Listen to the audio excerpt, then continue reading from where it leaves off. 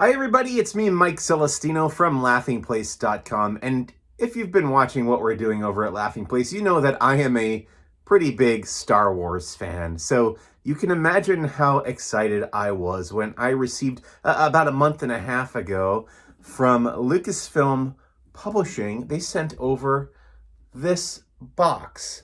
It just says Star Wars The High Republic on it. Nothing else, no other markings. But inside this very cool shiny box was a collection of publishing materials that are not coming out until next year, till 2021, from Star Wars The High Republic. If you don't know what Star Wars The High Republic is, it's a publishing initiative. Well, so far, just publishing, although now we know it's going to be more than that. But it is a story set hundreds of years before the Skywalker saga. So even prior to the Star Wars prequels, rewinding time a couple hundred years to when the Jedi Knights are at their prime and the Republic is spreading out through the entire galaxy. And it's going to have multiple novels, multiple comic books, all sorts of stuff like that by some very talented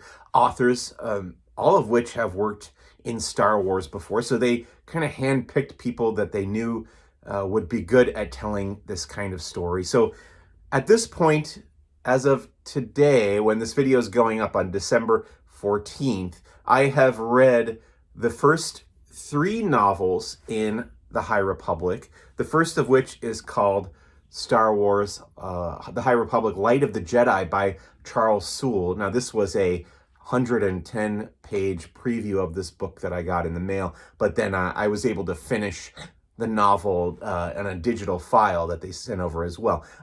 Charles Soule, by the way, has written some of my very favorite Star Wars comic books. In recent years, he did The Rise of Kylo Ren. He did the Star Wars Darth Vader, Dark Lord of the Sith series, which is fantastic. He's currently writing the main Star Wars title from Marvel Comics.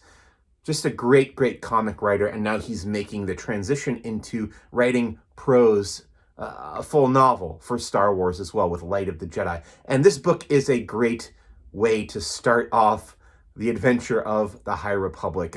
And Charles Soule has a tough job in writing this book. He has to introduce this whole new cast of characters. You know, by and large, there's nobody around 200 years prior to the events of The Phantom Menace, Episode 1. There's nobody around that we recognize except for one character, and I'll let you guess who that is. And he pops up here and there. He's mentioned quite a few times in these books, and he pops up once so far that I've read. So Charles Soule does a good job in kicking things off. The first, 1/3 of this book, in fact, the bulk of what's represented in this preview that I got in the mail, is telling us the story of something called the Great Disaster, which involves kind of an anomaly in hyperspace and something that goes wrong that I don't want to spoil too much about, but it endangers the lives of a lot of people in the Outer Rim part of the galaxy where the Republic is actually trying to spread out and expand its reach and help people unite as a galaxy-wide civilization. So the Jedi respond to this disaster, and this whole first 110 pages or so is about the Jedi response. And we get to see what the Jedi are capable of using their force powers, using their skills and training to rescue or attempt to rescue as many people as possible in the outcome of this disaster. And then the back 2/3 of that book, this first book, Light of the Jedi, is spent showing us the aftermath, both the Jedi response to the aftermath of that disaster, trying to figure out what happened, trying to solve the mystery of what caused the disaster, who was responsible, and trying to prevent anything like that from happening ever again. We are also introduced to the villains of the High Republic. The main villain group is called the Nihil, Nihil, and like their name implies, these are just amoral marauders. They're kind of like extreme pirates, I guess is a good way to put it. And this story, this particular book, tells us about their leadership and how it functions and how it evolves, how it's going to evolve as the High Republic moves forward. So it's kind of the function of this book, Light of the Jedi, is putting all the pieces on the table, telling us what they're capable of, setting the scene of the High Republic and that era and what sets it apart from what we know during later periods of the Star Wars timeline, and then setting things into motion and setting up the further stories in the High Republic. So the second novel that's coming out actually on the same day, January 5th, of the Light of the Jedi, this younger audience. This is called a middle grade novel, so it's intended for a younger audience. And this is Star Wars: The High Republic, A Test of Courage by Justina Ireland, who's a very good author as well. But this book is definitely intended for much younger readers. So this is the story of a bunch of kids, basically, a couple teenagers and some younger kids and a droid who encounter a separate disaster, also caused by the Nihil, but it's not quite as big of a disaster or affects quite as many people. But it's a smaller scale disaster that they survive, and then they have to land on a moon, a desolate moon, and survive there while also faced with a couple different threats. So this is a much smaller scale story, much more like character focused and character driven, about this group of survivors of this ship.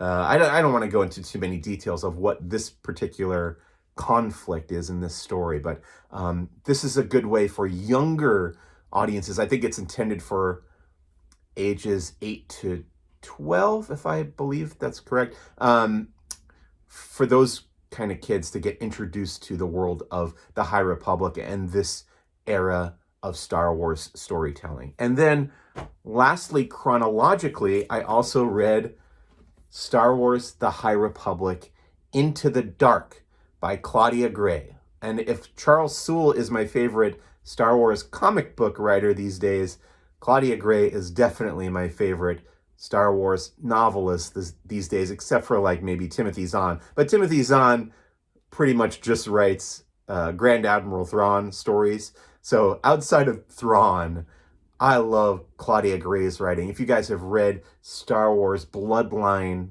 which is about Leia in the years leading up to the events of The Force Awakens and how the galaxy kind of finds out that she's Darth Vader's daughter. That book is fantastic. She also wrote one recently about Obi-Wan Kenobi and Qui-Gon Jinn called Master and Apprentice, which is really good. But Claudia Gray is a great, great writer. And this is her contribution to this first wave of the High Republic stories called Into the Dark. And this is marketed as a young adult novel. So it's kind of between those two age groups that we talked about earlier. The Charles Soule book is intended for adults, and then the other one was middle grade, and this one is young adults, so kind of like early teens. But I thought it was written at an adult level, to me, even maybe on par with the Soule one, or even a little bit more than that. So she's not dumbing down the writing for the age group that this is intended for, although the main character here is a Padawan still. So you're still entering into the story through the eyes of a younger Jedi. But I really love this book. This is my favorite of the 3 novels in the High Republic that I've read so far. It's about a group of Jedi, again, and some non-Jedi acquaintances that wind up affected by the larger disaster that got introduced in Light of the Jedi. All these books are kind of interconnected. The characters are mentioned across all the different books, but each book focuses on a different group of characters, if that makes sense. So the characters in this book are headed to this place called the Starlight Beacon, which is a big deal in the High Republic.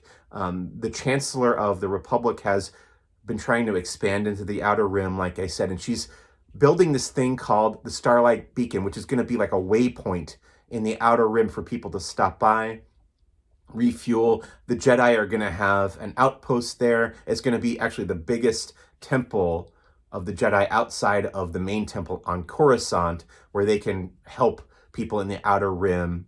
It's just this big step in establishing a presence for the Republic in the Outer Rim. This space station called the Starlight Beacon. They're on their way there, and they get interrupted by this disaster, and they wind up at this abandoned space station, a totally different space station. It's actually an ancient space station, and I don't want to say too much about this place, but I will say that if you've been paying very close attention to Star Wars storytelling in the last few years, you're going to recognize some stuff.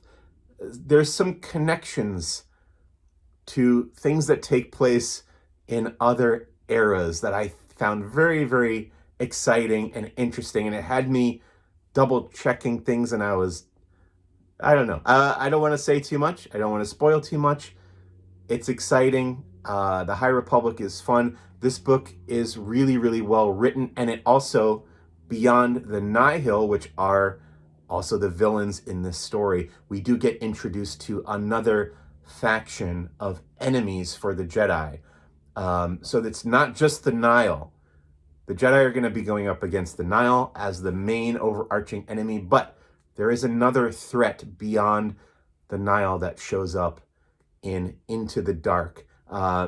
And the characters are great, very fun, a lot of fun action, adventure, and some humor. Star Wars is not Star Wars without some humor as well. So this is my big recommendation, but it's not going to make complete sense unless you've read Light of the Jedi. So I think as an adult, I would say read Star Wars Light of the Jedi first by Charles Soule. Pick this one up next. It comes out later, I think in February, by Claudia Gray, Into the Dark. And if you've got the middle grade kids who want to see what the High Republic is all about, check out A Test of Courage by Justina Ireland as well. I was also sent previews of the Star Wars The High Republic comic books. Now, there's one coming out from Marvel Comics, written by Cavan Scott, who's done some Star Wars writing previously. And there's also one coming out from IDW Comics called Star Wars The High Republic Adventures, written by Daniel Jose Older, who's also written some Star Wars. These two preview issues that I got are not complete comic books. They've got some of the art, samples of the art, what the art's going to look like, and then they've got samples of the scripts. So I read through them, but I don't have a complete feel of what the comics are going to be. So I'm going to hold off on reviewing them until January when these start coming out, and I will be writing reviews for each issue on laughingplace.com. So be sure and check that out when the High Republic starts rolling out at the beginning of 2021. But yeah, that's Star Wars The High Republic. I think I will say that when I entered into this, I was very hesitant because, as I've said before, I'm not the biggest fan of the Jedi as a concept when they're at their height. I think the Jedi are very interesting when we see them as a nearly extinct religion, as we do in the original trilogy and through most of the Skywalker saga into the sequel trilogy and stuff. It's interesting when they're very mysterious and we're finding out little bits and pieces of what the Jedi were about when they were active. But then when you rewind time to like the prequel era, especially in Phantom Menace or whatever, when you see the Jedi actually in action, they're not terribly interesting to me. I don't know. I haven't found that to be too compelling. That they seem very overpowered. The Jedi are capable of so much, and as characters, they're not complex enough for me to really sink my teeth into them. They're good guys. They're kind of bland good guys, and I am looking forward to seeing how the High Republic makes that interesting. And there are little bits and pieces of that sprinkled throughout the 3 novels that I've read so far. obviously Jedi, being Jedi, are tempted by the dark side. So that's one way to make a Jedi interesting. But there are other ways that I see that they're doing that as well, especially in the interplay that they're having with the enemies, the Nihil. And the Nihil are another faction where I wasn't sure what to make of them right off the bat, because to me it just seems like, okay, well, they're just pirates that don't have a moral code. But by the time you get to the end of the first novel, I think you'll have a better understanding of what they're going for with the Nihil and what the plan is as the story goes on. Anyway, that's Star Wars: The High Republic. It all launches at the beginning of January, the first Tuesday in January. Those first 2 books come out, Star Wars: Light of the Jedi and Star Wars: A Test of Courage. Check it out. Enjoy. So much big Star Wars stuff coming up in the years to come. And there's also going to be a TV series that's set during, quote unquote, the final days of the High Republic. So maybe this is all building up to that on Disney Plus eventually. It's called The Acolyte. They just announced it at the Disney Investor Day. So much stuff coming. I'm very excited as a Star Wars fan, and as somebody who gets to talk about Star Wars and write about Star Wars for you guys. So please continue checking out laughingplace.com for further coverage on all this stuff, all the Star Wars stuff, all the Disney news and opinions you could ever care to read and watch here on our YouTube channel. My name is Mike Celestino, and I'm just one part of the team at Laughing Place. We've got a bunch of people who really know their stuff and care about the world of Disney and everything Disney owns. So please continue to enjoy, and we'll see you real soon. Thanks for watching.